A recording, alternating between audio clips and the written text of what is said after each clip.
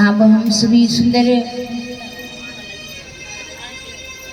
श्रीमद् भागवत ज्ञान गंगा भक्ति रस सरिता के इस विश्राम के दिवस पर, हरि कथा के विराम के इस दिवस पर सभी आरती लेने के उपरांत अपने अपने स्थान पर विराजमान होकर के सुंदर हरि कथा में भागवत भागीरथी में प्रवेश करने से पूर्व आइए हम सभी दोनों हाथ जोड़ कमर सीधी करने त्रिवन करके अपने अपने आराध्य देव इष्ट देव श्री सदगुरुदेव के चरणारविंद की स्मृति को अपने मानस पटल पर लाते हुए आराध्य सदगुरुदेव के श्री चरणारविंद की ध्यान को केंद्रित करते हुए आई वाणी के द्वारा उनके चरणों में वंदन प्रणाम करते हैं। आई सभी दोनों हाथ जोड़ कमर सीधी करें नेत्र बंद करके इस सुंदर हरि कथा में प्रवेश करने से पूर्व गुरु चरणों में वंदन प्रणाम करते हैं।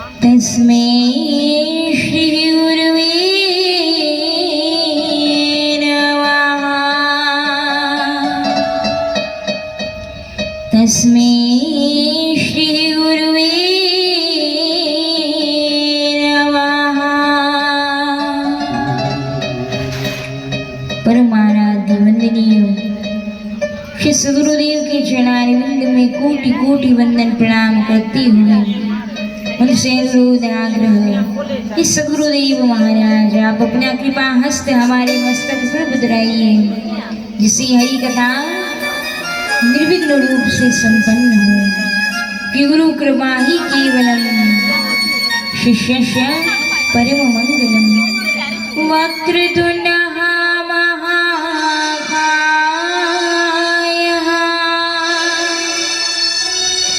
सूर्य कोटि समप्रभा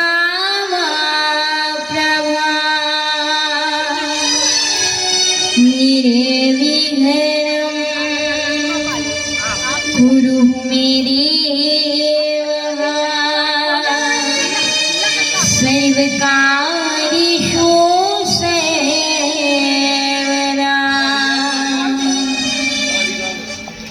नारायणं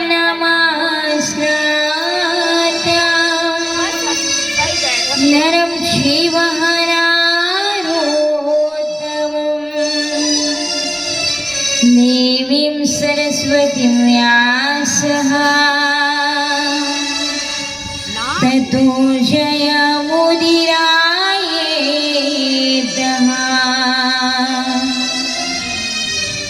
श्री राधा मेरी स्वामिनी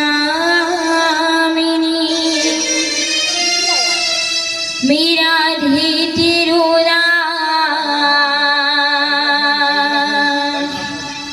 और जन्म जन्म मोहि दीजियो श्री वृंदावन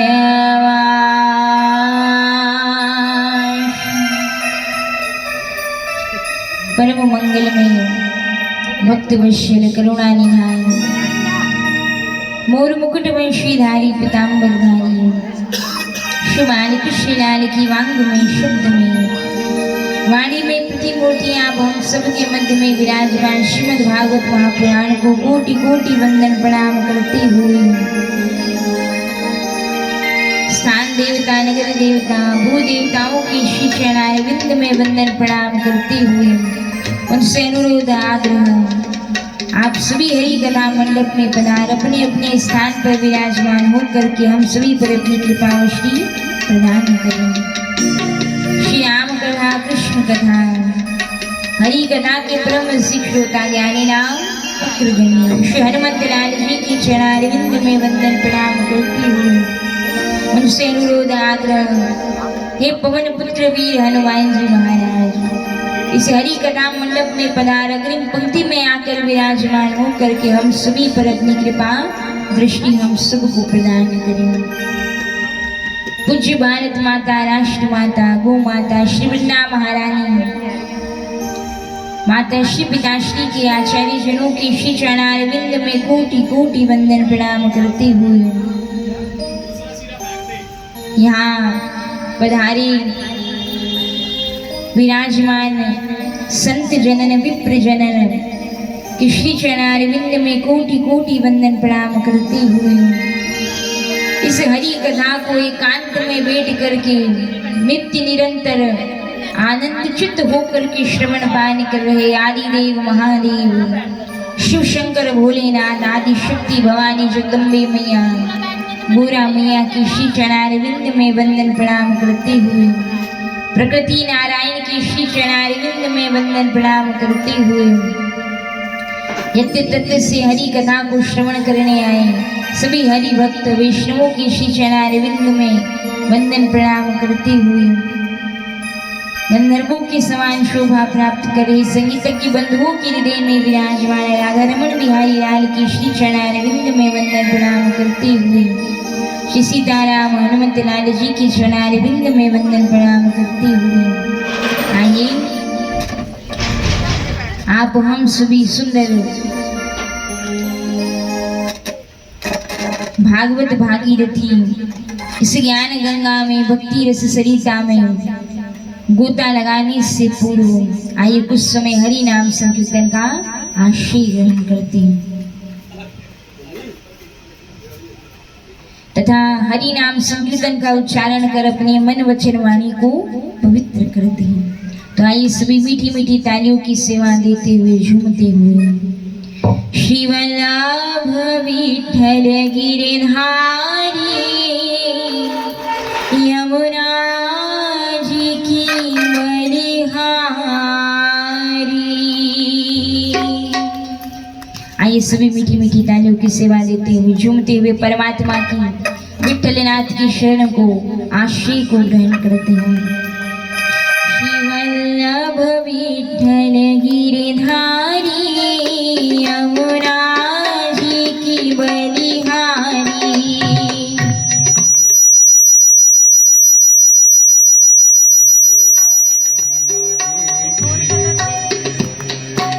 श्री वल्लभ विठ्ठल गिरधारी यमुना जी की बलिहारी।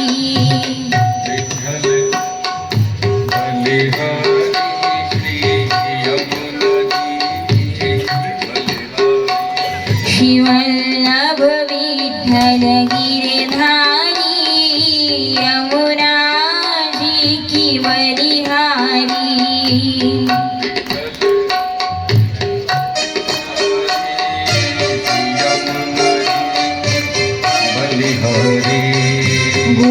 गोविंद बोलो हरि गोपाल बोलो गोविंद बोलो हरि गोपाल प्यारे गोविंद बोलो हरि गोपाल बोलो गोविंद बोलो हरि गोपाल बोलो श्री राधा रमण हरि गोविंद बोलो श्री राधा रमण हरि गोविंद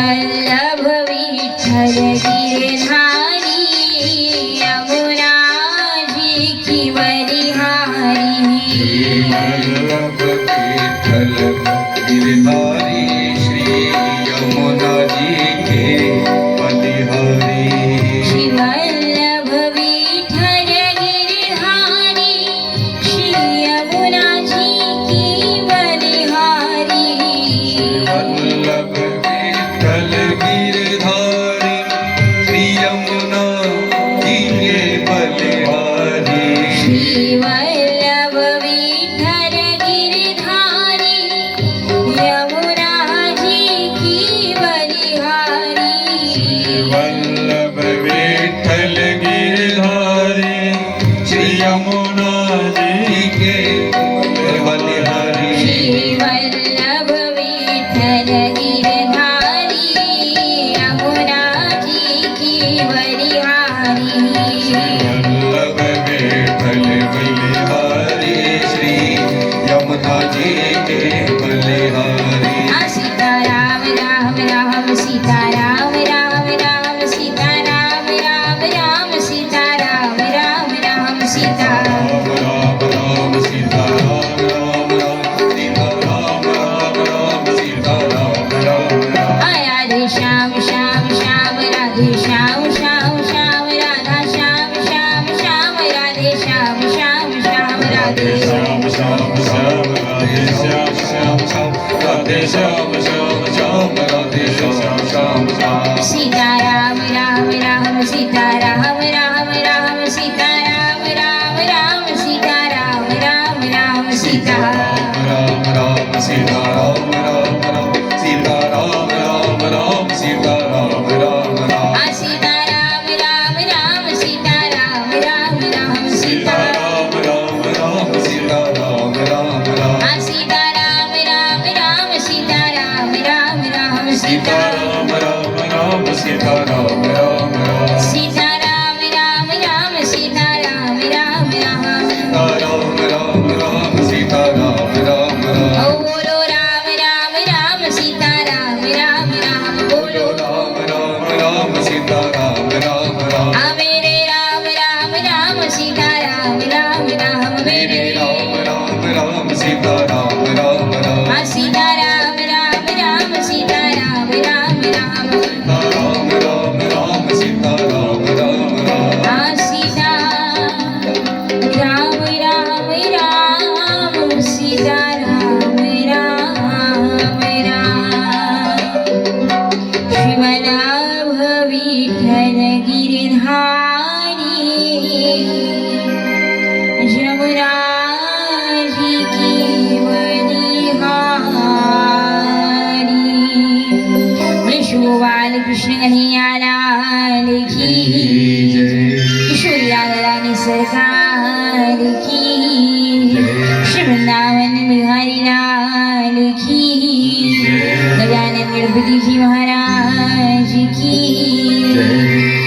श्रीमद् भागवत महापुराण की शिव नमः पार्वती पते हर हर महादेव है। आइए सभी दोनों हाथ जोड़ कमर सीधी कर नेत्र बंद करके द्वादश अक्षर मंत्र ओम नमो भगवते वासुदेवाय का जाप करेंगे और परमात्मा से प्रार्थना करेंगे कि आज के विश्राम के दिवस की कथा को सुन करके सातों दिन श्रीमद् भागवत कथा को श्रवण पान करने का पुण्य फल हमें प्राप्त हो। तो दोनों हाथ जोड़ कमर सीधी कर नेत्र बंद करके सभी ओम नमो भगवते वासुदेवाय ओम नमो भगवते वासुदेवाय नमः ओम नमो भगवते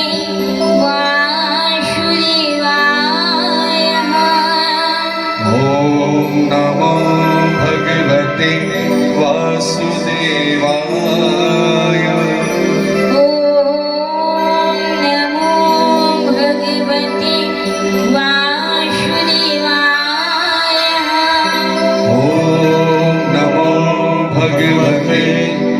वासुदेवाय ओम नमो भगवते वासुदेवाय ओम नमो भगवते वासुदेवाय ओम नमो भगवते वासुदेवाय ओम नमो भगवते वासुदेवाय बोलो श्री लक्ष्मीनारायण भगवान की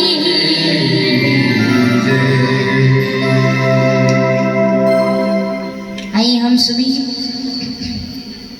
सुंदर सप्तम दिवसीय विश्राम के दिवस की सरी कथा में प्रवेश करते हैं और सुंदर इस कथा में प्रवेश करती हुई श्री वृंदावन बिहारी लाल कृष्णचंद्र किशोरी राधा रानी की चरणारविंद में प्रणाम करते हुए उनसे आवाहन करते हुए किया ओ मन मोहना आओ नंद नंदना गोपियों का प्राण धन राधा जो के रमणा। आइए सभी मीठी मीठी सालियों की सेवा देते हैं। आओ मन मोहना आओ नंद नंदना मोहना आओ मोहना आओ नंद नंदना आओ मन मोहना नंदना आओ मन मोहना गोपियों का प्राण धन राधा जो के रमणा। गोपियों के प्राण धने राधा जो की नंदना गोपियों का प्राण धन राधा जो के रमणा। राधा जीव के प्राण धने राधा जो की नंदना आओ मन मोहना आओ नंद नंदना मन मोहना आओ नंद नंदना प्यारे आओ मन मोहना आओ नंद नंदना मन मोहना आओ नंद नंदना गोपियों का प्राण धन राधा जो के रमणा। गोपियों के प्राण धने राधा जो के रमणा गोपियों का प्राण धन राधा जो के रमणा।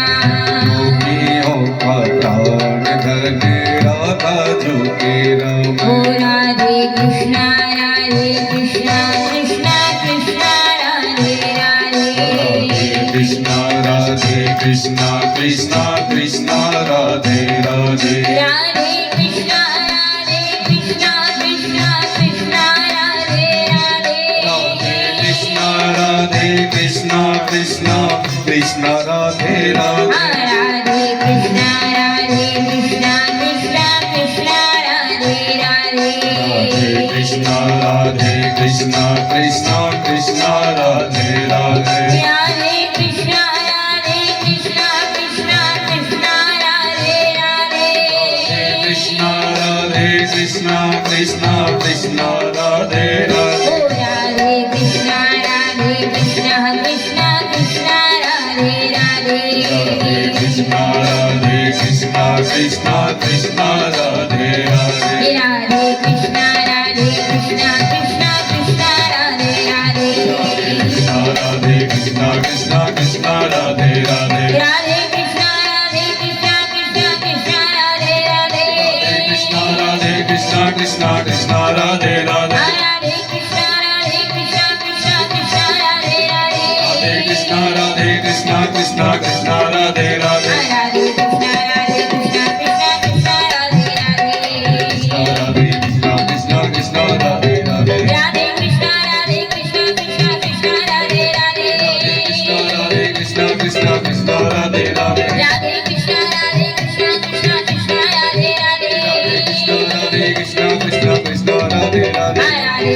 राधे कृष्णा कृष्णा कृष्णा राधे राधे राधे कृष्ण कृष्ण कृष्ण राधे राधे राधे कृष्णा कृष्णा कृष्णा राधे राधे आओ मन मोहना आओ नंदना गोपियों का प्राणधर राधा जो के रमणा विष्णु बाल कृष्ण कन्हैया लाल की।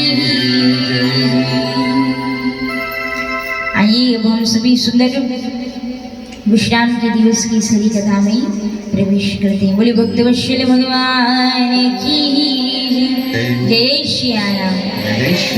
अच्छा, सब आराम से बैठे हैं, ऐसा तो नहीं किसी को ताप लग रहा है, गर्मी लग रही है, सब अच्छे से बैठे हैं। तो सबको बैठ करके आराम मिल रहा है, ताप नहीं लग रहा है, तो जोर से जयकारे लगाएंगे राम जी के नाम का। जय श्री राम, जय श्री राम, जय श्री राम, जय श्री राम, जय श्री राम। जय बोले श्री सीताराम जी महाराज की। तो आइए आप हम सभी विश्राम की दिवस की इस कथा में, विराम की दिवस की इस कथा में विगत 6 दिनों से जो यहाँ हरि कथा में हमने हर प्रसंग के माध्यम से कुछ ना कुछ जो जीवन में शिक्षा को ग्रहण किया है, उसे अपने हृदय रूपी तिजोरी में सजो कर रखते हुए सदैव इस बात का स्मरण रखते हुए कि जीवन में समय निकाल करके हम स्वयं के कल्याण के लिए भगवान का भजन अवश्य ही किया करेंगे। और चाहे विपत्ति संकट का समय कितना ही क्यों ना हो, भगवान का नाम लेना नहीं छोड़ेंगे। भगवान पर, भगवान के नाम पर, भक्ति पर विश्वास करना, श्रद्धा रखना कभी नहीं छोड़ेंगे। और आपको आज कथा विश्राम से एक नियम लेकर के जाना। अच्छा, आवाज समझ में आ रही है? ऐसे तो नहीं गूंज रही है, समझ में आ रही है सबको अच्छे से? तो आपको एक नियम यहाँ से कथा के विश्राम में लेकर के जाना है कि आपको रोज नित्य प्रतिदिन जो है एक पेज राम नाम नित्य ही लिखना है। एक पेज राम नाम रोज सबको लिखना है। एक लाल रंग की शाही कलम लेकर के एक पेज पर राम नाम आप रोज लिख करके देखिए, क्या होगा ये आप स्वयं अनुभव कीजिएगा। क्योंकि समय कम है ना, तो विस्तार से वर्णन नहीं कर पाएंगे, पर अगर हमारी बात पर आपको विश्वास हो और अगर आप ये मानते हो कि व्यास मंच से अब तक हमने ऐसी कोई बात नहीं की जिससे आपका हित, आपका जिसमें कल्याण ना हो, तो इसलिए व्यास मंच से अगर कोई बात कही जा रही है तो इसमें आपका मंगल ही होगा, कल्याण ही होगा।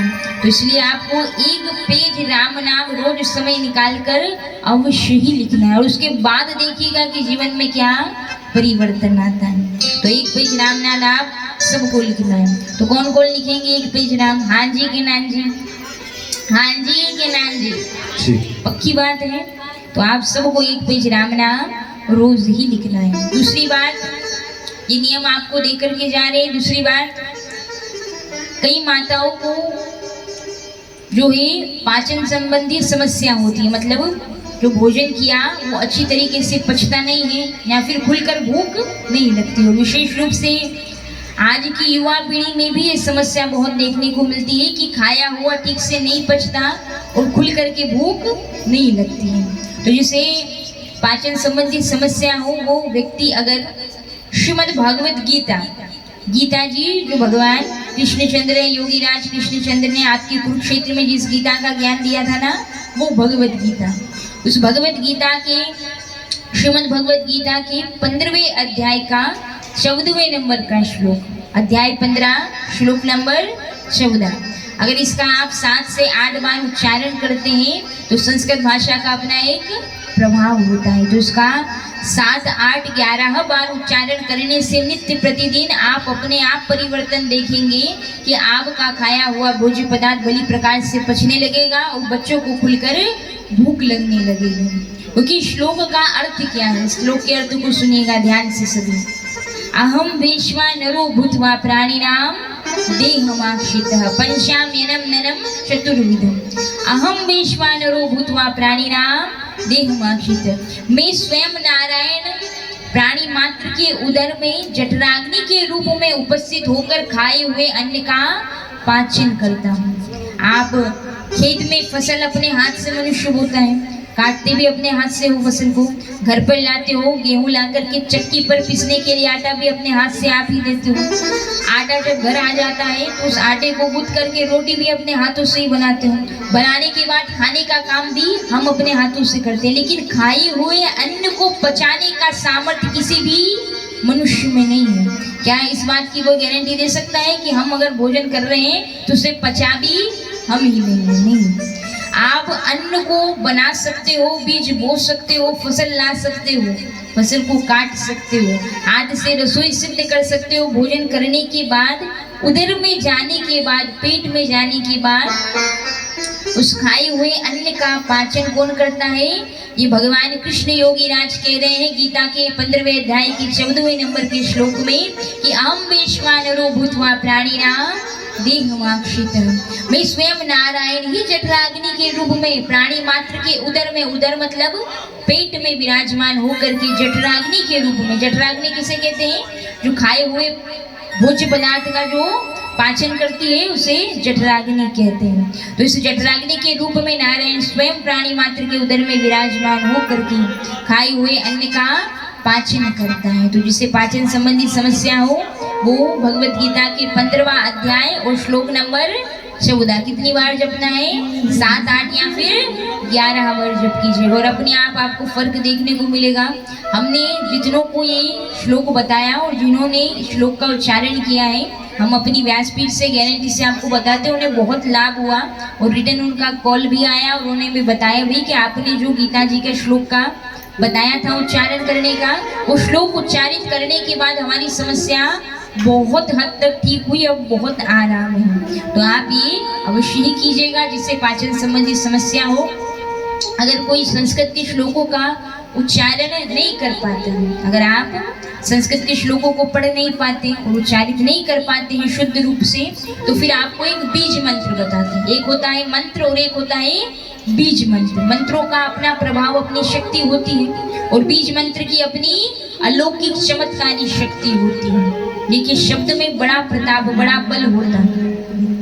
2 ही शब्द महात्मा गांधी ने कहे थे, अंग्रेजों भारत छोड़ दो। शब्द की यह प्रभाव निकला इन 2 शब्दों का कि अंग्रेजों को भारत छोड़कर जाना ही पड़ा। 2 ही शब्द यहाँ द्रौपदी ने कहे थे दुर्योधन से कि अंधे की संतान भी अंधी ही होती है और 2 शब्दों के प्रताप से, उन 2 शब्दों के कारण महाविनाशकारी महाभारत का युद्ध छिड़ जाता है। 2 ही शब्द नन्हे से बालक ध्रुव जी को माता सुरुचि ने कहे थे कि अगर पिता की गोद में, राजा की गोद में बैठना है तो जा पहले मेरी कोख से जन्म लेकर के आ, मेरी संतान बन के आ, फिर तुझे अधिकार मिलेगा राजा की गोद में बैठ पाने का। 2 शब्द के कारण ही सुरुचि माता के कहे नन्हे से बालक वन में जाकर तपस्या करते हैं और ध्रुव जी महाराज 5 वर्ष की बाल अवस्था में श्री हरि नारायण भगवान का साक्षात दर्शन प्राप्त करते हैं और न केवल दर्शन प्राप्त करते हैं, ध्रुव लोक के स्वामित्व को वो प्राप्त कर लेते हैं। 2 शब्द अगर कटु होते हैं तो 2 लोगों को आपस में भिड़ा देते हैं, बड़ा झगड़ा करा देते हैं। वही 2 शब्द अगर मीठे हो, प्रेम भरे हो, वात्सल्य से ओतप्रोत हो तो बड़े से बड़ा झगड़ा भी सुलझ जाता है, सुलह हो जाता है। तो सोचिए, कल्पना कीजिए, साधारण से शब्द में इतना प्रताप है, इतना असर है छोटी सी बात का, साधारण से शब्द का। तो कल्पना कीजिए वो साधारण से शब्द ही अगर मंत्र होंगे, संस्कृत के श्लोक होंगे, गीता में कृष्ण की वाणी होंगे, तो उन श्लोकों का आपके जीवन में, मंत्रों का आपके शरीर पर, रोमकूपों पर, आंतरिक कोश पर कितना प्रभाव पड़ता होगा, आपके अन्नमय कोश पर कितना प्रभाव पड़ता होगा। तो इसलिए अगर आप चाहते हैं कि आपके मनोमय कोश पर, अन्नमय कोश पर इसका सात्विक प्रभाव पड़े, तो अगर किसी को पाचन संबंधी समस्या है तो बहुत ध्यान से सुनिएगा। अगर किसी को पाचन संबंधी समस्याएं, जिनके बच्चों को समस्याएं, अगर श्लोक का उच्चारण कर सकते हैं तो बहुत अच्छी बात है, उससे जल्दी राहत होगी।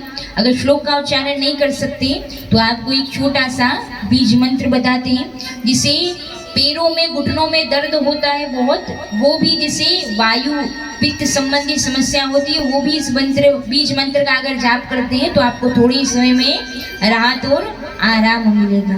तो बीज मंत्र क्या है? बीज मंत्र है बम। शिवरात्रि के दिन आप जपते हो ना, बम बम बम ओम नमः शिवाय। तो ये बम जो है ना, ये बीज मंत्र है, जिसको जो है आचार्यों के द्वारा, तपस्वी संतों के द्वारा इस बीज मंत्र का उद्घाटन किया गया और इसकी रहस्यमय शक्ति को उजागर किया गया है। तो इसलिए आपको अगर पाचन संबंधी समस्या हो तो कौन सा मंत्र जपना है? बम बम मंत्र जपना है। तो बम बम मंत्र को किस प्रकार जपना है? या तो आप माला से जप सकते हैं या पुस्तक पर लिख कर भी इस मंत्र का जप किया जा सकता है। बोले भक्त वत्सल भगवान की। तो यहाँ इस प्रकार हमारे आचार्यों के द्वारा, हमारी शास्त्रों में हमारी जीवन की हर समस्या, चाहे वो समस्या शारीरिक हो, कोई आध्यात्मिक समस्या हो, या जीवन से संबंधित हो, व्यापार से संबंधित हो, हर समस्या का समाधान हमारे ग्रंथों में ही छुपा है। आवश्यकता है ग्रंथ खोलकर उनका अध्ययन करने की, और जो अध्ययन करता है उसे गुप्त रहस्यों का पता चलता है। बोले सीताराम जी महाराज की। तो आइए हम सभी नियम क्या लेके जाना है यहाँ से, आज की कथा से? एक पेज राम नाम रोज लिखना है। भगवान जो करते हैं सो अच्छा ही करते हैं, हमारे हित के लिए ही करते हैं। और आपको पानी का दुरुपयोग नहीं करना है, क्योंकि जल प्रकृति नारायण का स्वरूप है, तो जल का दुरुपयोग नहीं करना। भोजन में, थाली में जितना आवश्यक हो उतना ही भोजन लेना चाहिए। भोजन का दुरुपयोग वे नहीं करना चाहिए, इससे अन्न का अनादर होता है। और इसी प्रकार फोन का इस्तेमाल बहुत कम ही युवा पीढ़ी को करना चाहिए। अगर वो चाहते हैं अपने भविष्य का निर्माण करना, भविष्य में कुछ बनना, अपना नाम, अपने परिवार का नाम रोशन करना, तो उन्हें चाहिए कि वो फोन बहुत कम से कम इस्तेमाल करें। तो आइए हम सभी सप्तम दिवसीय श्रीमद् भागवत कथा में प्रवेश करते हैं। बोलिए श्रीमद् भागवत महापुराण की। आइए आप हम सब के मध्य में सप्तम दिवसीय श्रीमद् भागवत कथा को श्रवण करने हेतु गणमान्य अतिथिगण हम सभी के मध्य में उपस्थित हैं। पधारे अतिथियों का हम सभी कोटि कोटि वंदन, प्रणाम, अभिनंदन करते हैं। आइए सभी करतल ध्वनि के साथ में पधारे हुए अतिथियों का स्वागत, अभिनंदन करेंगे।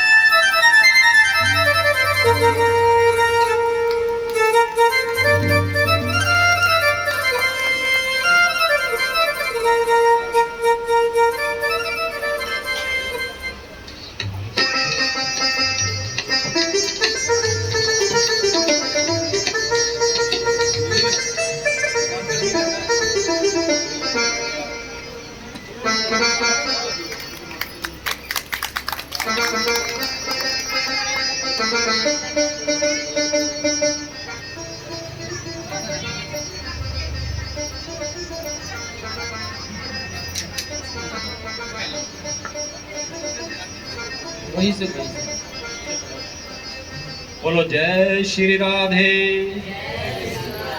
बोलो बांके बिहारी लाल की। आज की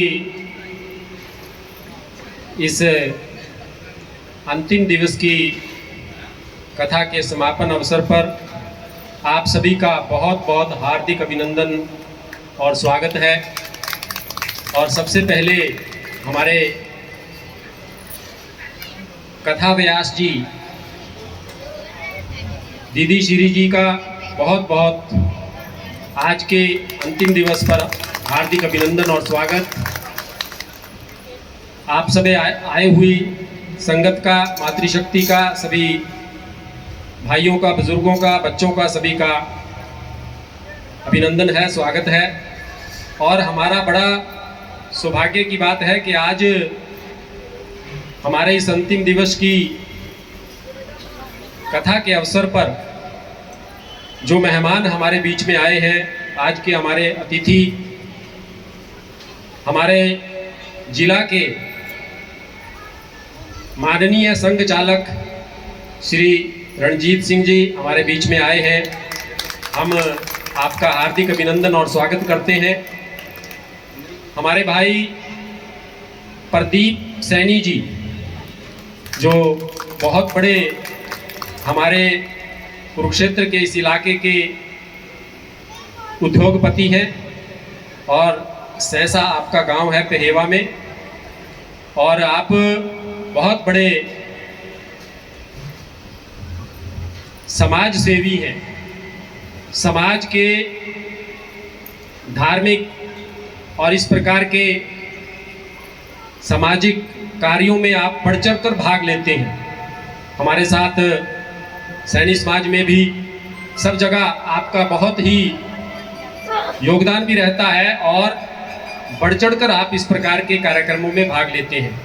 आज आप हमारे बीच में आए हैं, हम आपका हार्दिक अभिनंदन और स्वागत करते हैं। और हमारे भाई साहब राजेंद्र जी, आप विश्व हिंदू परिषद के महामंत्री हैं जिला के, और आप अपना प्रॉपर्टी डीलिंग का व्यवसाय है, कुरुक्षेत्र में आप रहते हैं, कलाल माजरा आपका गांव है, हमारे रिलेटिव भी हैं। आपका बहुत बहुत हार्दिक अभिनंदन और स्वागत है। भाई मोहित जी भी हमारे बीच में हैं, गांव भिवानी खेड़ा से, तो उनका भी हार्दिक अभिनंदन और स्वागत। मास्टर जसबीर जी हैं, हमारे मामा जी रामचंद्र जी, सभी लोग जो हमारे बीच में पहुंचे हैं, बहुत हार्दिक अभिनंदन और स्वागत है। और हमारे भाई प्रदीप जी ने जो वीरांगना संस्कार, कन्या संस्कार केंद्र चलता है दीदी जी का, उनके लिए बहुत अच्छा सहयोग प्रदीप जी ने किया है, उनका इसके लिए बहुत बहुत धन्यवाद है। तो मैं एक बार फिर आप सभी का बहुत हार्दिक अभिनंदन और स्वागत करता हूं। मैं भाई प्रदीप जी से एक बार निवेदन करूंगा कि आप मंच पर एक बार अवश्य आए। विद्यालय की तरफ से भी आपको हम सम्मानित करेंगे।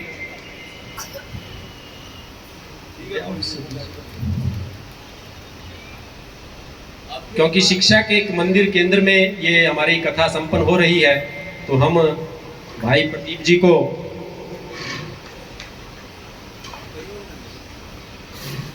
एक बार सभी करतब ध्वनियों से हमारे आए हुए अतिथियों का, पधारे हुए अतिथियों का यहाँ पे स्वागत, सम्मान, वंदन, अभिनंदन करेंगे।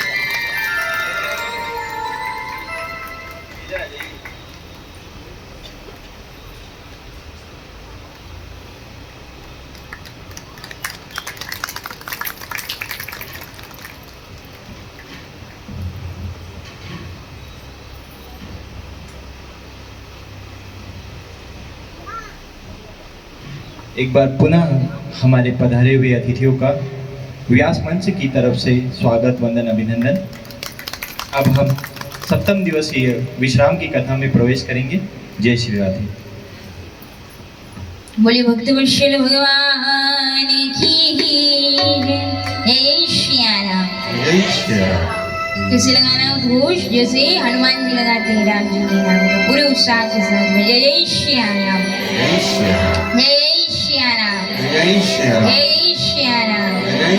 जी माना कि सवेरे जल्दी कथा हो रही तो भोजन करके कोई नहीं आया होगा, तो भोजन तो हमने भी नहीं किया है, फिर हम भी कथा सुना रहे ना आपको, पानी पी करके आए हम भी।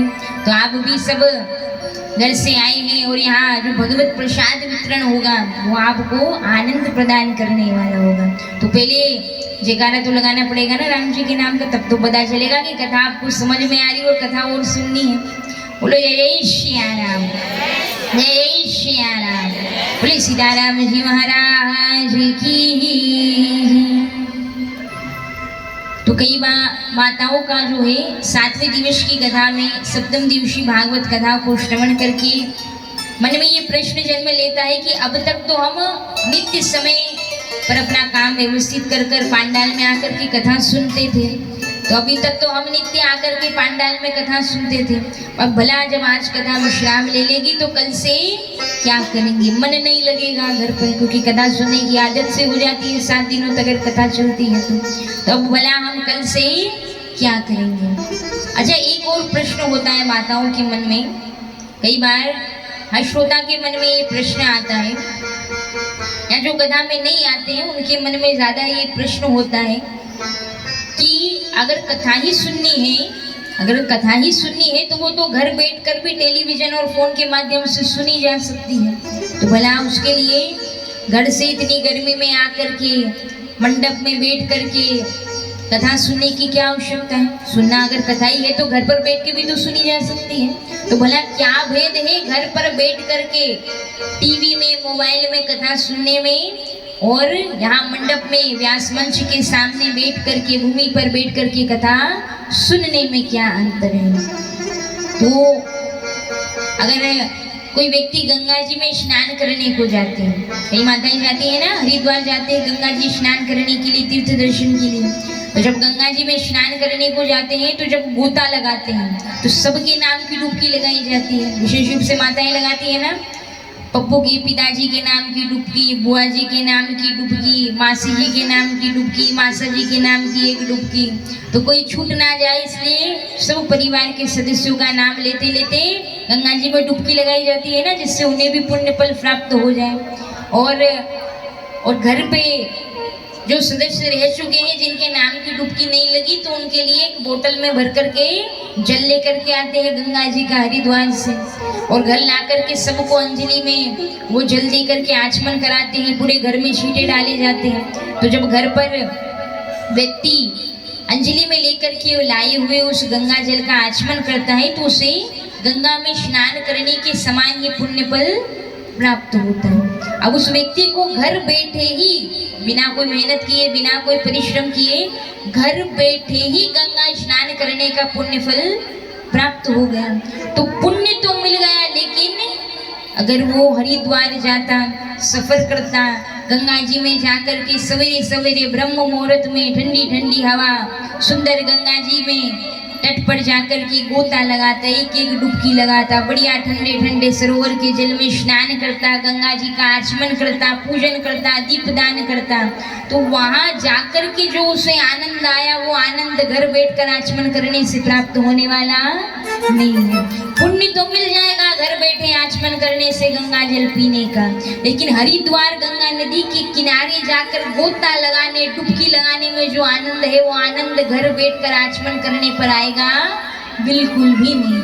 ठीक है, उतना ही अंतर है घर बैठकर दूरदर्शन टीवी के माध्यम से कथा सुनने में और पांडाल में आकर के हरि भक्ति रस संहिता में गोता लगाने में जो आनंद मिलता वो घर बैठ करके टीवी मोबाइल पर कथा सुनने में नहीं आता। इसलिए जो है कथाओं का आयोजन समय समय पर कराया जाता है, जिससे आप उस आनंद से अछूते ना रहे और आपको ये भगवत परमानंद की आनंद की अनुभूति होती है। बोले श्रीमद् भागवत महापुराण की। अब प्रश्न उठता है कि अब तक तो हम कथा सुन रहे थे, अब भला कल से क्या करेंगे?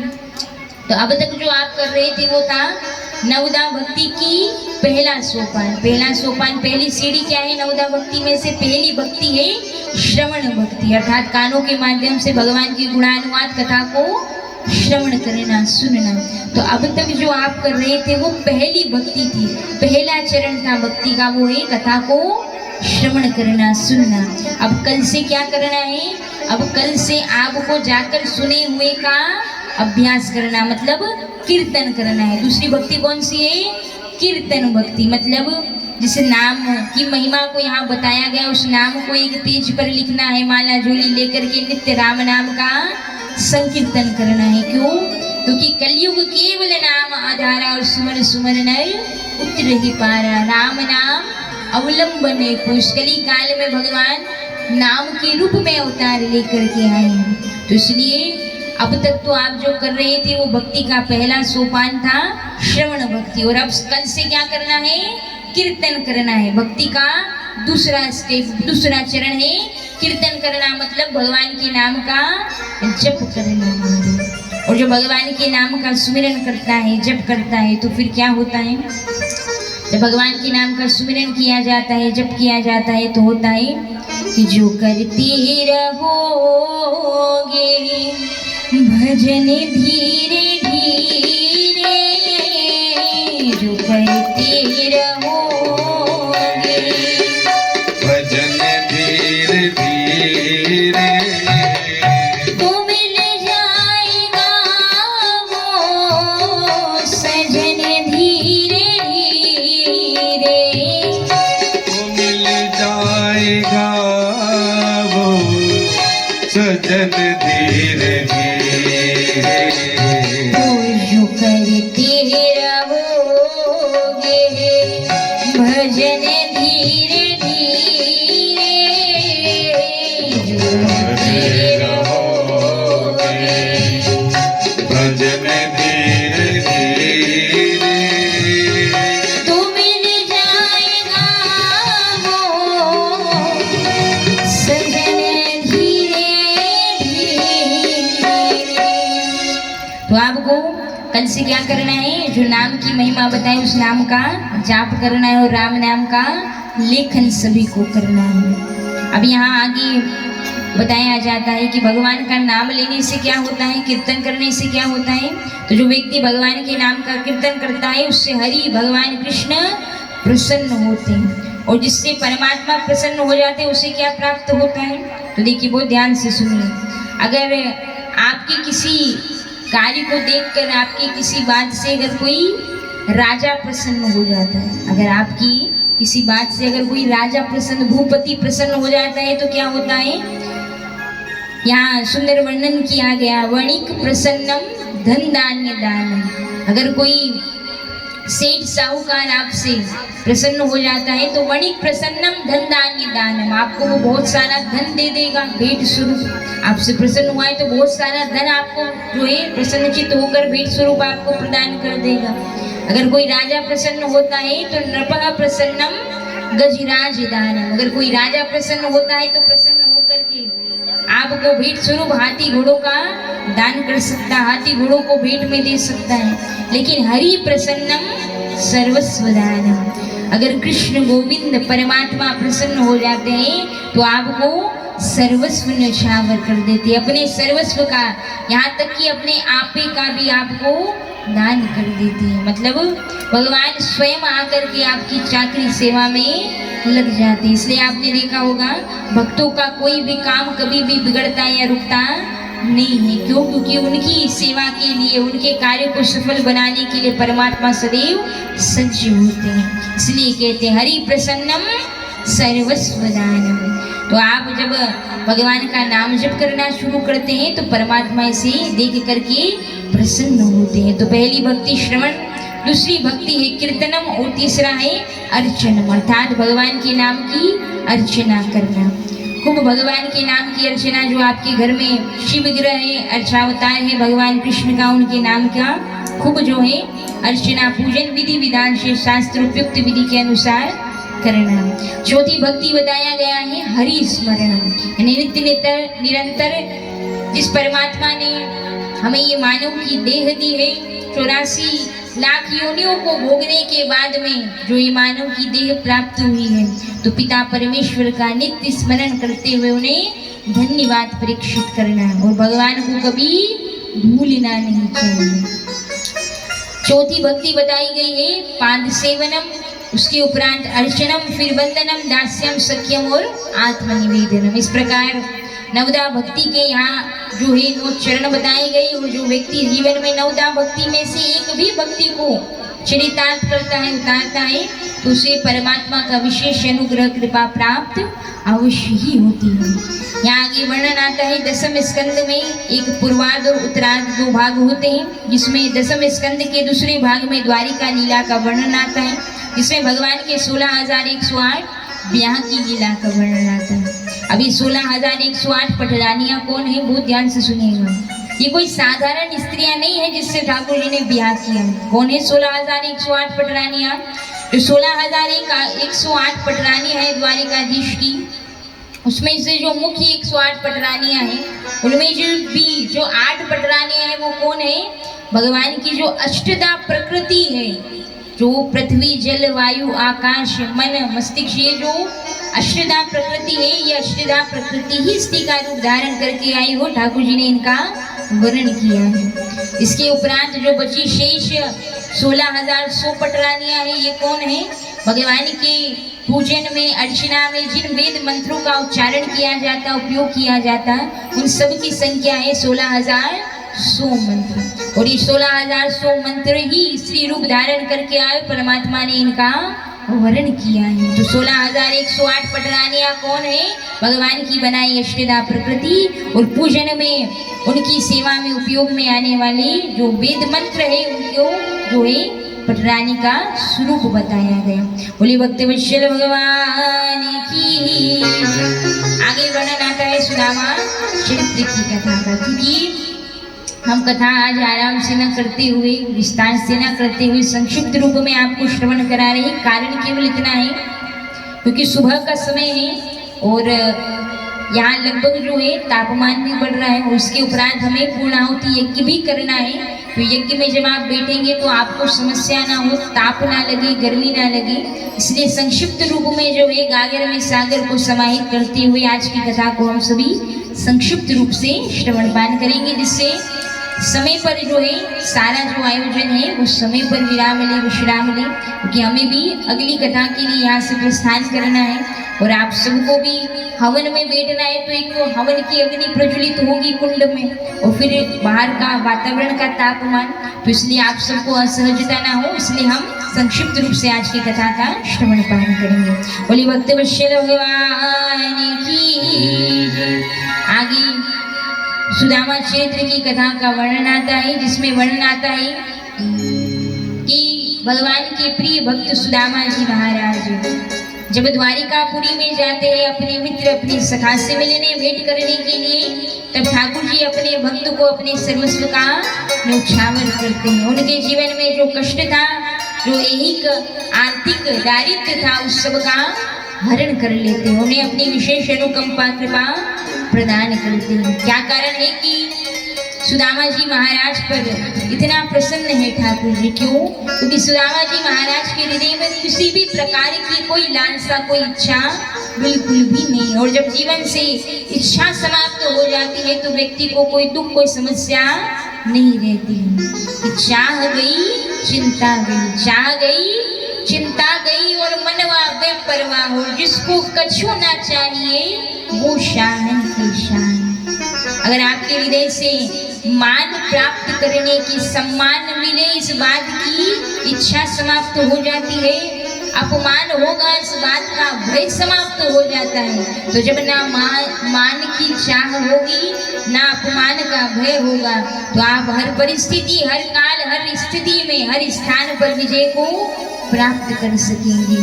तो जीवन की जो आदि से ज्यादा समस्याएं होती है वो मान की इच्छा और अपमान के भय से ही जन्म लेती है। इसलिए कहते हैं कि जीवन से जब चाह चली जाती, इच्छा चली जाती, तो व्यक्ति मन रूपी बादशाह हो जाता है। तो सुदामा जी महाराज भी इस तरह सुंदर आराम से जो मिला, जो प्राप्त है, उसमें ही जीवन यापन करते थे। सुदामा जी महाराज के जीवन में किसी भी प्रकार की कोई याचना, ठाकुर जी के लिए कोई याचना परमात्मा से वे कभी नहीं करते। लेकिन यहाँ जब उनकी अर्धांगिनी के द्वारा, माता सुशीला के द्वारा उन्हें भेजा जाता है कि आप जाकर के कम से कम कुछ मांगने के लिए नहीं, कुछ याचना के लिए नहीं, पर अपने मित्र से मिलने के लिए, तो बहुत लंबा समय हो गया, मिलने के लिए तो जाइए। तब अपनी अर्धांगिनी के कहने पर वो द्वारिकाधीश से मिलने को जाते हैं। और द्वारिकाधीश से मिलने को जाते हैं। द्वार पर जाकर के जब द्वारपालों को अपना परिचय दिया है कि मैं द्वारिकाधीश का बचपन का मित्र सुदामा हो, जाओ जाकर के अपने राजा द्वारिकाधीश कृष्ण से कहो कि उनका सखा, उनका मित्र उनसे मिलने को आया है। तो आइए सुंदर से भजन के माध्यम से हम पूरी कथा प्रसंग का श्रवण पान करेंगे। हमारे भाई जी के द्वारा यहाँ सुंदर सुदामा चरित्र का एक सुंदर भजन यहाँ आप सबको सुनाया जाएगा, जिसके माध्यम से हम पूरी सुदामा चरित्र की कथा और विश्राम में इस कथा प्रसंग से हमें क्या सीखने को मिलता है, किस प्रकार जीवन में इस प्रसंग को चरितार्थ किया जा सकता है, उसका श्रवण पान करेंगे। बोले भक्तवत्सल भगवान की जय, श्री सुदामा जी महाराज की जय।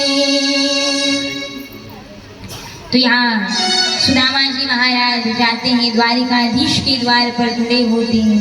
यहाँ अंतर्यामी कृष्ण द्वारिकाधीश को याद है कि मेरा भक्त आया है मुझसे मिलने के लिए, लेकिन यहाँ प्रजाजनों को, द्वारिका के प्रजावासियों को ये भान कराने के लिए कि मैं धन को देख कर नहीं दीजता, धन के वैभव को देख कर नहीं दीजता, मैं तो विशुद्ध भक्ति से अपने भक्त के प्रेम के वश हो जाता हूँ। तो सबको यहाँ ये बात बताने के लिए संपूर्ण लीला सुन रही है ठाकुर जी महाराज की। आइए हम सभी भजन के माध्यम से श्रवण पान करें। श्री राम बोलवा के बिहारी लाल की जय, जुगल जोड़ी सरकार की जय। बता मेरे यार सुदामा रे, भाई गणे दिन में आया। बता मेरे यार सुदामा रे, भाई गणे दिन में आया। बता मेरे यार सुदामा रे, भाई गणे दिन में आया। बता मेरे यार सुदामा रे, भाई गणे दिन में आया।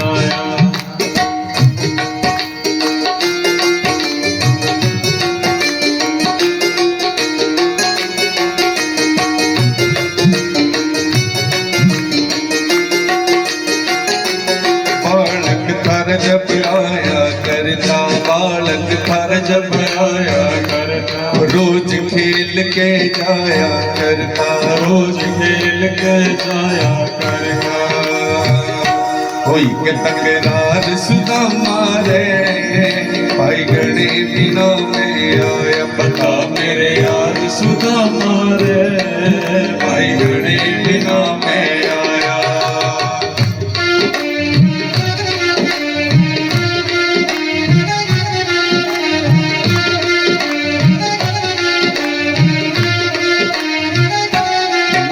सुना दे कुटुंब कहानी, मने सुना दे कुटुंब कहानी। क्यों कर पड़ गई ठोकर खानी, क्यों कर पड़ गई ठोकर खानी। टोटे की मार सुदामा रे, भाई गणे दिनों में आ। टोटे की मार सुदामा रे, भाई गणे दिनों में आया। बता मेरे यार सुदामा रे, भाई गणे दिनों में आया। बता मेरे यार सुदामा रे, भाई गणे दिनों में आया। ये भजन मुझे लगता है सबने सुना होगा, सुना है जी? बता मेरे यार सुदामा रे, भाई गणे दिनों में आया। बता मेरे यार सुदामा रे, भाई गणे दिनों में आया।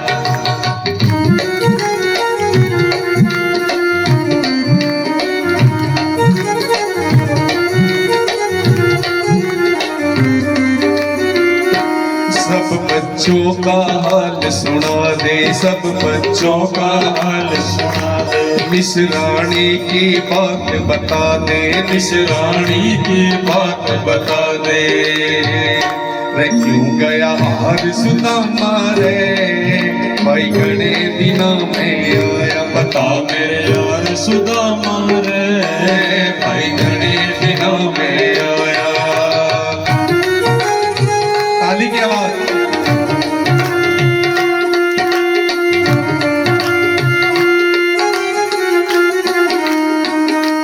चाहिए धरतन पहलम आना, चाहिए धरतन पहलम आना। कितना दुख नहीं पड़ता खाना, कितना दुख नहीं पड़ता खाना।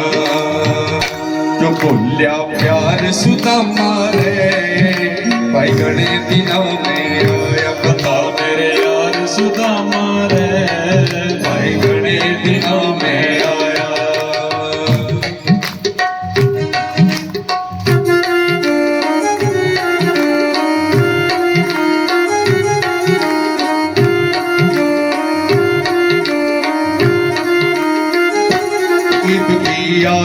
ठीक वक्त में, ईद भी आ गया ठीक वक्त में। आजा बैठ जा मेरे तखत में, आजा बैठ जा मेरे तखत में। रे जिगरी यार सुदामा रे, भाई घणे दिनों में आया बता मेरे यार सुदामा रे, भाई घणे दिनों में आया।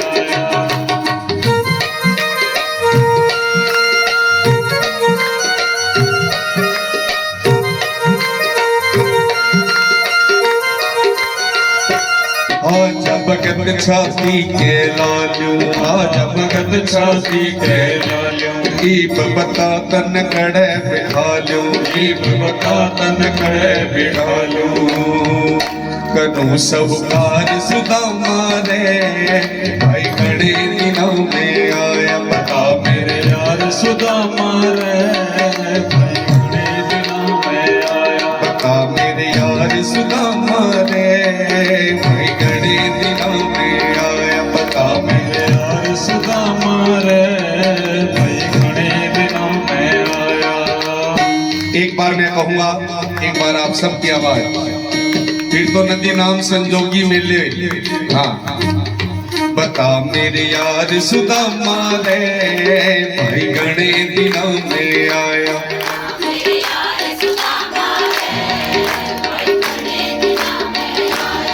मेरे पड़ोसियों की आवाज ज्यादा है, अब जो सामने बैठे हैं उनकी आवाज भी थोड़ी सी आई। हाँ, बता मेरे यार सुदामा रे, भाई घणे दिनों में आया। वाह वाह, बाजी मार के एक बार दोनों हाथ बिल्कुल सीधे उठाओ, आज तो टेंट भी लग गया।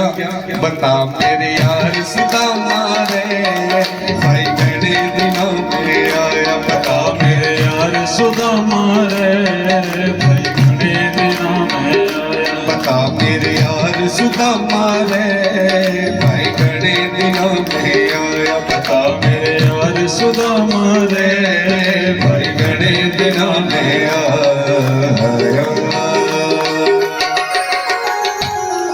बांके बिहारी लाल की जय। बोले सुदामा जी महाराज की, द्वारिकाधीश की, भक्तवत्सल भगवान की। तो यहाँ संपूर्ण सुदामा क्षेत्र की इस कथा से हमें क्या सीखने को मिलता है, इसे आपको एक कथा प्रसंग के माध्यम से समझाते हैं, वो ध्यान से सुनिएगा। ये कथा प्रसंग उस समय का है जब पांचों पांडव और कौरव बाल अवस्था में थे। तब यहाँ जब द्रोणाचार्य जी महाराज अपने गृहस्थ धर्म में प्रवेश किया, विवाह हुआ, तब द्रोणाचार्य जी महाराज की आर्थिक स्थिति इस प्रकार थी कि उनके घर में केवल एक ही गाय थी, वो भी लंगड़ी गाय, जिसके गाय के दूध को बिलो करके विक्रय करने पर जो धन मिलता उनसे उनके परिवार का भरण पोषण हुआ करता है, जिसे माता कृपी बहुत ही चिंतित रहा करती थी। माता कृपी कौन है? दुर्वासा ऋषि की अर्धांगिनी। तो यहाँ एक बार माता कृपी और दुर्वासा ऋषि के यहाँ पर जो है, माता कृपी और द्रोणाचार्य जी के यहाँ पर, द्रोणाचार्य जी और मैया कृपी के यहाँ पर दुर्वासा ऋषि का आगमन होता है। और जैसे ही दुर्वासा ऋषि का आगमन होता है तो यहाँ माता कृपी दोनों हाथ जोड़ करके उनका आतिथ्य सत्कार करती है, आसन देती है। दुर्वासा ऋषि द्रोणाचार्य जी के घर पर आकर के आसन को ग्रहण करते हैं। जब माता कृपी को उदास देखा है तब प्रश्न करते हैं और उस संपूर्ण भाव को व्यक्त करते हुए माता कृपी कहती है दुर्वासा ऋषि से कि हे ऋषिवर, मैं इस कारण उदास और व्याकुल हूँ कि अगर देखा जाए तो मेरे पति द्रोणाचार्य जी धनुर्विद्या के आचार्य हैं, गुरु हैं, और पांडवों और कौरवों को शिक्षा प्रदान करने का कार्य करते हैं। पर इतने महान शिक्षक गुरु होने के बावजूद भी हमारी आर्थिक स्थिति को देखा जाए तो वो ऐसी है कि हमारे घर में केवल एक ही लंगड़ी गाय है, जिसके दूध को धोकर विक्रय करके हमारे घर का भरण पोषण होता है। तब दुर्वासा ऋषि माता कृपी से कहते हैं कि हे माता, अगर व्यक्ति आज प्रयत्न करता है, प्रयास करता है, तो वो प्रारब्ध के लेखे को भी मिटाने का सामर्थ्य रखता है। तो अगर आप चाहती हैं कि आपके भाग्य में लिखी हुई 7 पुश्तों तक लिखी हुई दरिद्रता को आप मिटाना चाहती हैं, तो जैसा मैं कहता हूँ आपको वैसा करना होगा। माता कृपी कहती है, हाँ दुर्वासा ऋषि, आप जैसा कहेंगे मैं वैसा करने को तैयार हूँ। तब माता कृपी को दुर्वासा ऋषि कहते हैं कि अभी कुछ दिनों के बाद ही चंद्र ग्रहण पड़ने वाला है, और चंद्र ग्रहण और सूर्य ग्रहण में अगर जप किया जाता, दान किया जाता, होम यज्ञ तपस्या की जाती है, तो वो अनंत गुना हो जाती है। तो हे माता कृपी, आने वाले चंद्र ग्रहण में आप अपनी इसी गाय से, जिसके दूध से आपके घर का भरण पोषण होता है ना, उस संपूर्ण दूध का दोहन करने के बाद उस दिन चंद्र ग्रहण के दिन उसका विक्रय करने बाजार में मत जाइएगा। उस पूरे दूध से घी का, कृत का, सुंदर खीर का निर्माण कीजिएगा, और उस सुंदर खीर को संतों को उस चंद्र ग्रहण के दौरान आप खवाएंगे। तो जब आप ऐसा करेंगी तो उससे किए गए इस पुण्य फल से आपकी यही दरिद्रता अवश्य ही दूर हो जाएगी। और जब माता कृपी ने ऐसा किया तो हुआ भी ऐसा। यहाँ जब चंद्र ग्रहण के दौरान उनके द्वारा संतों को प्रसादी पवाया गया, ध्यान किया गया, तब उसके पुण्य फल के फलस्वरूप यहाँ राजमहल में बैठे हुए धृतराष्ट्र के मन में विचार आता है। धृतराष्ट्र मन में विचार करता है कि द्रोणाचार्य ऋषि हमारे बालकों को धनुर्विद्या प्रदान करते हैं, शिक्षा देते हैं, पांडवों के बालकों को भी देते हैं, तो क्यों ना पांडु पुत्रों से अधिक अगर द्रोणाचार्य हमारे पुत्रों पर ध्यान दें। तो इसलिए मैं सैनिकों को आदेश दिया और बहुत सारे हाथी, घोड़ा, स्वर्ण मुद्राएं जो है द्रोणाचार्य ऋषि के यहाँ जो है पहुंचाई जाती है, तो उससे उनकी एक दरिद्रता दूर हो जाती है। तो कहने का तात्पर्य, अगर आप कुछ शुभ काम कुछ शुभ तिथियों पर करते हैं तो उसका अनंत कोटि गुना फल आपको प्राप्त होता है। अब ये तो हुआ सैद्धांतिक कर्म, मतलब कोई मन में फल की भावना को लेकर आप अच्छा काम करते हैं तो आपको वो फल मिल जाता है, पर उतना ही मिलेगा जितना आपने कल्पना की। और एक होता है, भगवत गीता में बताया जाता है, जो होता है वो होता है भगवदीय कर्म। एक होता है सैद्धांतिक कर्म, जिसमें जितना आप मांगते हो उतना ही आपको भगवान प्रदान करते हैं, और एक होता है भगवदीय कर्म। भगवदीय कर्म मतलब आप भगवान के लिए जो शुभ कर्म करते हैं उसे भगवदीय कर्म कहा जाता है। इसे उदाहरण से समझने का प्रयास कीजिए। एक बार एक मैया फूल की दुकान लगाकर मंदिर के नीचे बैठी होती है, तब वहाँ राजा आते हैं उस राज्य के दर्शन करने के लिए। जब ऊंची माता के मंदिर में जाते हैं, ऊंची अटारी पर स्थित माता के मंदिर में जब जाने लगते हैं, तो मार्ग में वो फूल वाली अम्मा कहती है कि राजा जी, आप दर्शन को जा रहे हैं तो मेरी दुकान से फूल भी लेते जाइए। राजा उन्हें फूल लेकर के आगे जाने लगते हैं। आगे चलते हैं तो दूसरी फूल वाली मालिन मिलती है। वो दूसरी फूल वालिन भी कहती है कि हे राजा जी, आप दर्शन को जा रहे हैं तो हमारे यहाँ से ये फूल लेकर के जाइए। आप पूजा में मेरे द्वारा बनाए अगर फूलों को स्वीकार करेंगे तो आपकी बड़ी कृपा अनुकंपा होगी। देखिए, जिन माताओं को धूप लग रही है वो आप छाँव में भी जाकर पीछे की ओर बिछात की व्यवस्था है, तो वहाँ जाकर भी आप बैठ सकते हैं, जिससे आपको कथा सुनने में कोई समस्या ना हो। बोले भक्तवत्सल भगवान की। तो जब राजा दर्शन कर नीचे आने लगे, जब लौटने लगे, तब राजा पहली मालिक के पास जाकर के कहते हैं कि हे मालिक, तुमने मुझे फूल दिए थे तो बताओ उन फूलों का मूल्य कितना हुआ। तो मालिक मन में विचार करती है कि मुझे फूल देने राजा आए हैं, तो क्यों ना इस माला का मूल्य जो है, मैं वैसे तो 10 आने हैं लेकिन राजा देने आए हैं तो 20 भी मांग लिया तो कौन सा राजा का कुछ घटिया बढ़ जाएगा। तो मालिक कहती है कि हे राजा जी, इस माला का मूल्य 20 आने हैं। तो जब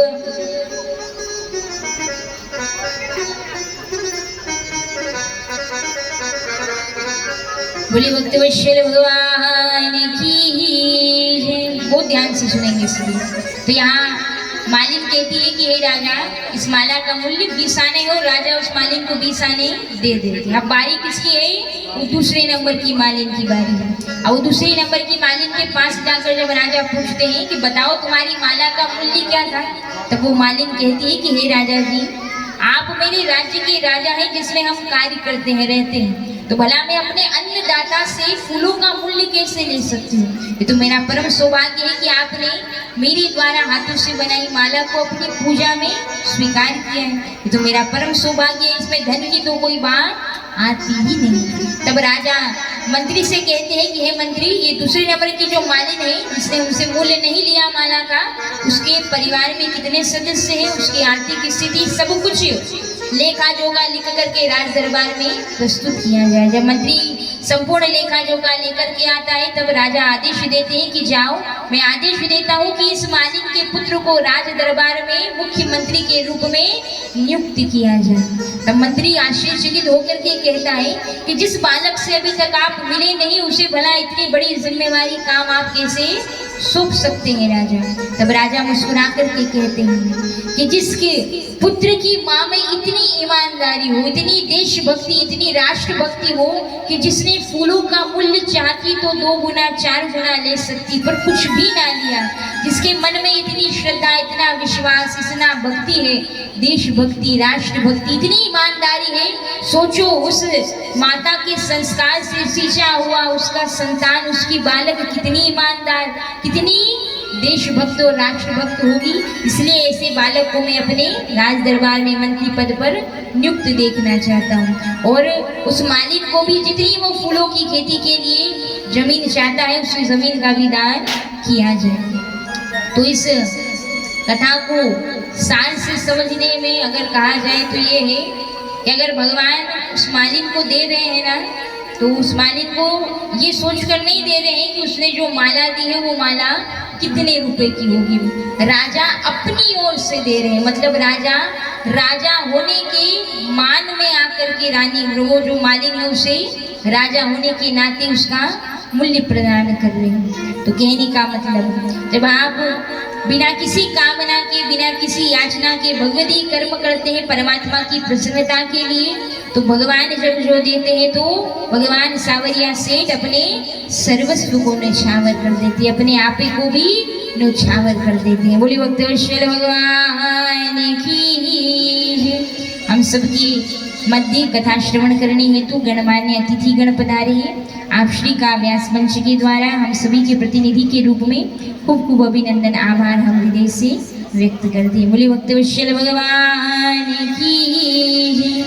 श्री राजकुमार सैनी जी हमारे बीच उपस्थित हैं, स्वागत अभिनंदन।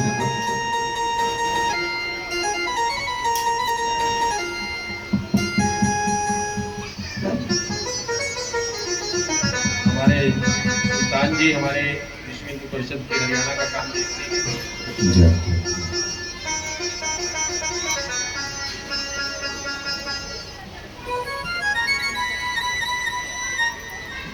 हमारे भाई राजकुमार सैनी जी किशनगढ़ से पूर्व जिलाध्यक्ष हैं भारतीय जनता पार्टी के, और नरेश जी जिनका सहयोग हमारे को मिलता रहता है, और उन्होंने अभी आप सबके लिए प्रसाद भी तैयार किया है। सभी का हार्दिक अभिनंदन और स्वागत है। बोली भक्तवत्सल भगवान की। तो सुदामा चरित्र की कथा से हमें क्या सीखने को मिलता है कि पूरे है वो मर्द जो हर हाल में खुश है। मिले अगर माल तो उस माल में खुश है, अगर हो गए बेहाल तो उसी हाल में खुश है। पूरे है वो मर्द जो हर हाल में खुश है।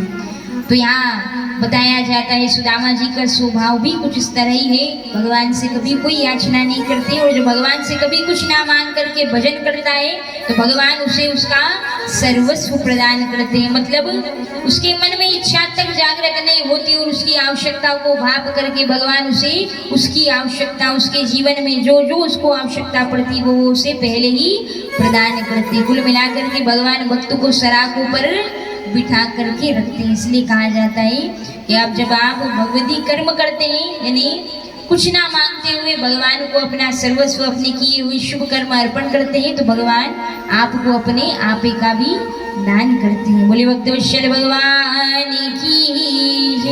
अब आगे यहाँ वर्णन आता है श्रीमद् भागवत कथा। ठाकुर जी जब लीला पूर्ण करके कृष्ण अपने स्वधाम की ओर गमन करते हैं तो अपने प्रकाश स्वरूप को जो है श्रीमद् भागवत कथा में प्रतिष्ठित करते हैं। इसलिए कहा गया है श्रीमद् भागवत प्रत्यक्षम कृष्णम ये वही श्रीमद् भागवत कथा का प्रत्येक काला अक्षर कृष्ण ही समझिएगा। इसलिए भागवत कथा को ठाकुर जी का वाङ्मय स्वरूप कहा गया। आगे वर्णन आता है, दत्तात्रेय जी ने 24 गुरुओं को बनाया, उनकी विस्तार से वर्णन किया गया। अब यहाँ संपूर्ण श्रीमद् भागवत कथा के भागवत धर्म का वर्णन करते हुए ठाकुर जी महाराज कलयुग में नाम को मुख्य आधार बनाते हुए, नाम को मुख्य महत्व प्रदान करते हुए भागवत धर्म का संपूर्ण वर्णन करते हुए आज राजा परीक्षित के सम्मुख विराज रहे सुखदेव जी महाराज गंगा नदी के किनारे सप्तम दिवसीय श्रीमद् भागवत कथा को विश्राम दे करके अपने स्थान से खड़े होकर के अंतर ध्यान हो जाते हैं। क्यों? क्योंकि सुखदेव जी जानते हैं जब तक मैं यहाँ विराजमान हूँ तब तक तक्षक नाग में सामर्थ्य नहीं कि वो आकर के राजा परीक्षित को जो है मृत्यु प्रदान कर सके। तो यहाँ जैसे ही सुखदेव जी महाराज अपने स्थान से खड़े होकर के वहां से अंतर ध्यान होते हैं, जिस प्रकार श्राप लगा उसके अनुसार तक्षक नाग आता है, राजा परीक्षित को डसता है और यहाँ पार्षद विमान लेकर के वैकुंठ लोक से भगवान कृष्ण के गोविंद के पार्षद आते हैं और यहाँ मृत्यु के सर पर पैर रखकर राजा परीक्षित रथ पर आरूढ़ होते हैं। बोले परीक्षित जी महाराज की, बोले श्री सुखदेव जी महाराज की जय, श्रीमद् भागवत महापुराण की जय। तो आइए हम सब भी सुखदेव जी महाराज यहाँ सप्तम दिवसीय कथा को विश्राम देते हैं। हम सभी विश्राम के श्रीमद् भागवत कथा के अंतिम श्लोक का उच्चारण करते हुए 7 दिन की हरि कथा को श्रवण पान करने का पुण्य फल प्राप्त करते हैं। तो सभी अपने अपने मस्तक पर वस्त्र को रख ले, दोनों हाथ जोड़ करके कमर सीधी कर नेत्र बन करके जिसकी जो मनोकामना जो मनोइच्छा है ठाकुर जी से भगवान कृष्ण का वाङ्मय स्वरूप श्रीमद् भागवत महापुराण से वो अपने अपने मस्तक पर वस्त्र रखते हुए सुंदर श्लोक का उच्चारण करेंगे। एक बार हम कहेंगे, दूसरी बार आप सबको दोहराना है। बोले श्रीमद् भागवत महापुराण की नाम संकीर्तनम नाम संकीर्तनम यस्य सर्व पापः प्रणाशनम् सर्व पाप प्रणाशनम् प्रणामो दुःखः शमनाशः प्रणामो दुःख शमनमस्ते त्वं नमामि हरिः परम् तं नमामि हरिं परम् त्वं नमामि हरिः परम् तं नमामि हरिं परम्।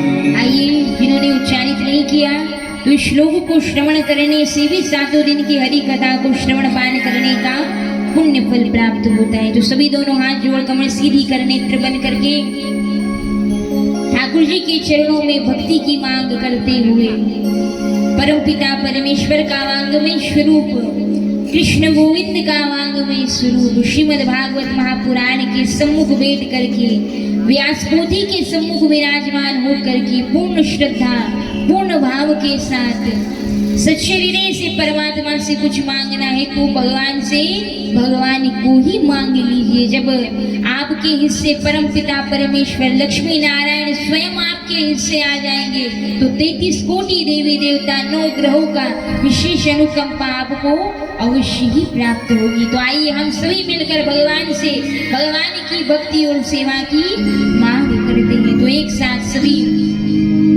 सुंदर इस श्लोक का श्रवण पान करें पूर्ण श्रद्धा के साथ। नाम संकीर्तनम यशः सर्व पापः प्रणाशनम् प्रणामो दुःखः शमनाशः त्वं नमामि हरिः परम् त्वं नमामि हरिः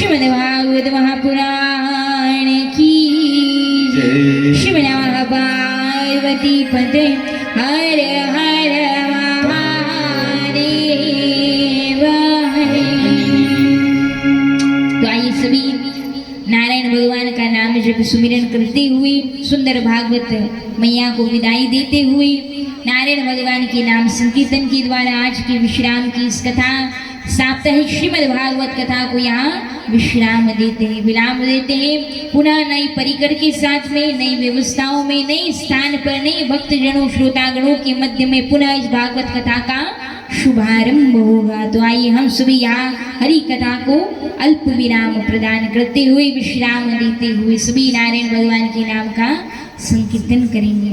श्रीमन नारायण नारायण नारायण श्रीमन नारायण नारायण नारायण श्रीमन नारायण नारायण नारायण श्रीमन नारायण नारायण नारायण श्रीमन नारायण लक्ष्मी नारायण नारायण लक्ष्मी नारायण श्रीमन नारायण लक्ष्मी नारायण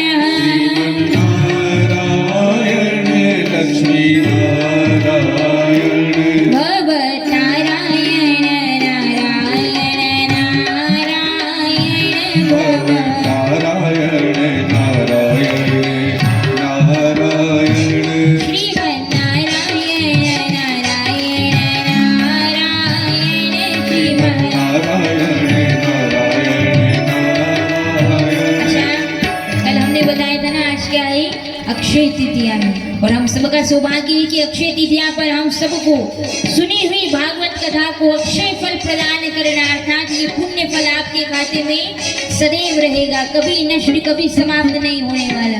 तो आइए मिलकर के इस अक्षय तृतीया पर खूब भगवत नाम की कमाई कर उसे अक्षय फल प्रदान करते हैं। ओ श्रीमन नारायण नारायण नारायण श्रीमन नारायण नारायण नारायण श्रीमन नारायण नारायण नारायण श्रीमन नारायण नारायण नारायण श्रीमन नारायण लक्ष्मी नारायण नारायण लक्ष्मी नारायण श्रीमन नारायण लक्ष्मी नारायण नारायण लक्ष्मी नारायण ओ भगवत नारायण नारायण नारायण भगवत नारायण नारायण श्रीमन नारायण नारायण नारायण श्रीमन नारायण नारायण नारायण श्रीमन नारायण नारायण नारायण श्रीमन नारायण नारायण नारायण लक्ष्मी नारायण नारायण नारायण लक्ष्मी नारायण नारायण नारायण श्रीमन नारायण नारायण नारायण श्रीमन नारायण